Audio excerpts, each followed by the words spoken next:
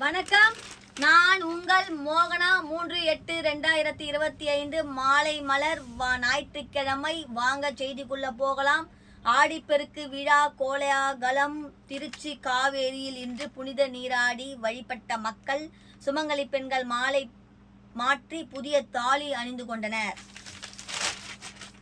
Trichy August 3 Tamil மாதங்களில் ஆடி மாதம் சிறப்பு வாய்ந்த மாதம் என்பதால் மாதம் முழுவதுமே அம்மன் கோவில்களில் உற்சவங்கள் நடைபெறும். அந்த வகையில் ஆடி மாதம் 18ஆம் நாள் ஆடிப்பெருக்கு விழாவாக கொண்டாடப்படுகிறது.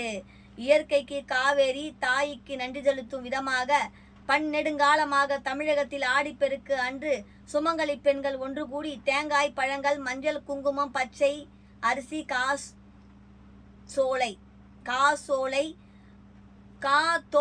காதோலை, கருகுமணி, நாவல், பழம் மற்றும் பழங்கள் உள்ளிட்ட பொருட்களை நதி தேவதைகளுக்கு படைப்பது வழக்கம். அதேபோல் திருமணமான புதுமண தம்பதியர்கள் தங்களது திருமண மாலைகளை ஆற்றில் விட்டு காவேரி அன்னையை வணங்குவதோடு புதிய மஞ்சள் கயிறுகளை கட்டி கொள்வார்கள். இன்று ஆடிப்பெருக்கை முன்னிட்டு காவேரி கொள்ளிடம் மற்றும் கிளை ஆற்றங்கரையில் பெண்கள் கூடி காவேரி தாய்க்கு படைய விட்டனர். ஏராளமானோர் புதுமண தம்பதிகள் தங்களது குடும்பத்தினுடன் வந்து காவேரி தாயை வணங்கினர். ஸ்ரீரங்கம் அம்மா மண்டபம் படித்துறைக்கு இன்று அதிகாலை முதலே பக்தர்கள் வர தொடங்கினர். இன்று விடுமுறை நாள் என்பதால் அதிகாலையில் இருந்தே கூட்டம் அதிகமாக காணப்பட்டது. திருச்சி மட்டுமல்லாமல் அரியலூர், பெரம்பலூர் உள்ளிட்ட வெகு மாவட்டங்களை சேர்ந்தவர்களும் ஏராளமானோர் உற்சாகமாக வந்திருந்தனர். அம்மா மண்டபம், ஐயாளம்மன் படித்துறைகளில் பக்தர்கள் வாழை இலை விரித்து படையலிட்டனர்.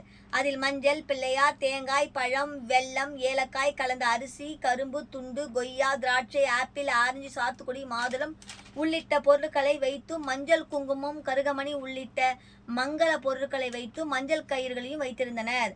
மூத்த சுமங்கலி பெண்கள் அந்த படையலுக்கு கற்பூரம் ஏற்றி பூஜை செய்தனர். அப்போது வீட்டில் உள்ள குடும்ப உறுப்பினர்கள் பயபக்தியுடன் கும்பிட்டனர். தீபாராதனை ஆராதனையை படையலுக்கு காண்பித்த பின் ஆற்றை நோக்கி காவேரி தாய்க்கும் சூரிய பகவானுக்கும் காண்பித்தனர். அப்போது தங்களது வாழ்வில் எல்லா வளமும் செல்வமும் பெருகவும், தொழில் வியாபாரம் விருத்தி அடையவும், விவசாயம் செழிக்க வேண்டுமென வேண்டினர். மஞ்சள் கயிற்றை பூஜைக்கு பின் சுமங்கலி பெண்கள் மற்ற சுமங்கலி பெண்களின் கழுத்தில் கட்டி விட்டனர். குடும்பத்தில் உள்ள ஆண்களுக்கு கையில் மஞ்சள் கயிறு கட்டிவிட்டனர். சுமங்கலி பெண்கள் தங்களது மாங்கல்ய பாக்கியம் நிலைக்க வேண்டி ஒருவருக்கொருவர் மஞ்சள் கயிறு கட்டி கொண்டனர். புதுமண தம்பதிகள் தாலி சரடுகளை மாற்றி கட்டி வீட்டில் மூத்த சுமங்கலி பெண்களிடம் ஆசி பெற்றனர். ஆறுகளில் நீரோட்டம் அதிகமாக இருப்பதால் மாவட்டம் முழுவதும் மக்கள் வழிபாடு நடத்த குறிப்பிட்ட இடங்களை மாவட்ட நிர்வாகம் கண்டறிந்து அதை இடங்களில் போலீஸ் மற்றும் தீயணைப்பு வீரர்களை பாதுகாப்பு பணியில் ஈடுபடுத்தி உள்ளது. 200க்கும் மேற்பட்ட போலீசார் மற்றும் தீயணைப்பு துறையினர் பிளாஸ்டிக் படகுகள் உதவியுடன் பாதுகாப்பு பணியில் ஈடுபட்டு வருகின்றனர். அசம்பாவித சம்பவங்கள் எதுவும் நிகழ்ந்து விடாமல் தவிர்ப்பதற்காக படித்துறை அருகே முக்கிய இடங்களில் கண்காணிப்பு கேமராக்கள் பொருத்தப்பட்டு இருந்தன. காவேரி கரையிலேயே கட்டுப்பாட்டு அறை அமைத்து 1000க்கும் மேற்பட்ட போலீசார் பாதுகாப்பு பணியில் ஈடுபட்டிருந்தனர். மேலும் காவேரி ஆற்றில் ரப்பர் படகுகள் தீயணைப்பு துறையினர் ரோந்து பணியில் இருந்தனர். தடுப்புகளை தாண்டி ஆற்றின் ஆழமான பகுதிக்கு யாரும் முயற்சிக்க வேண்டாம் என்று தொடர்ந்து அவர்கள் ஒலிபெருக்கி மூலம் எச்சரித்த வண்ணம் இருந்தனர். இதேபோல் திருச்சி காவேரி கரையோரமான கருட மண்டபம், சீதாபுரம், ஓடத்துறை, ஐயாளம்மன் படித்துறை, திருவாலச்சோலை, காம்ராஸ்பேட்டை, பெட்டவாய்த்தலை, பானங்காவேரி, திருப்பாராயத்துறை, தொட்டியம், ஸ்ரீராமபுத்திரம், முசிறி காவேரி கரையோர பகுதிகளில் உள்பட மாவட்டம் முழுவதும் பல்வேறு இடங்களில் ஆடிப்பெருக்கு விழா கொண்டாட அனுமதி வழங்கப்பட்டது. ஆடிப்பெருக்கையொட்டி இன்று மாலையில் ஸ்ரீரங்கம் ரங்கநாதர் காவேரி அன்னைக்கு நீர் சீர் கொடுக்கும் நிகழ்ச்சி நடக்கிறது. இதற்காக காலை 6 மணிக்கு நம்பெருமாள் மூலஸ்தானத்தில் இருந்து தங்க பல்லக்கில் புறப்பட்டு வந்தார். காலை 11:30 மணிக்கு அவர் ஸ்ரீரங்கம் அம்மா மண்டபம் அஸ்தான மண்டபத்தை வந்தடைந்தார். மாலை 4 மணிக்கு நம்பெருமாள் காவேரி அணைக்கு பட்டுப்புடவை, பழங்கள், மங்கள பொருட்கள் அடங்கிய சீர்வரிசையை வழங்குகிறார்.